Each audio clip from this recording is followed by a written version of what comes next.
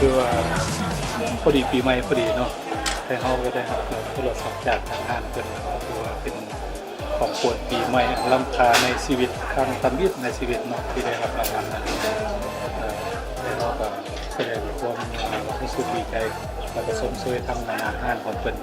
ที่ว่ามีจัดรายการโปรโมชั่นแบบนี้มาตัดเพื่อคืนกำไรให้ลูกค้านะครับเนาะ แจกจริง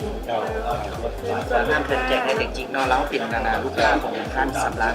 ทางน้องมันแม่คนแต่ละท่าน เขาเป็นลูกค้าคนนี่ประมาณเกือบเข้า10 ปีครับนะครับเจ้า ขอบใจได้เด้อเอาโชคดีปีใหม่และโชคต่อๆไปโดยแล้ว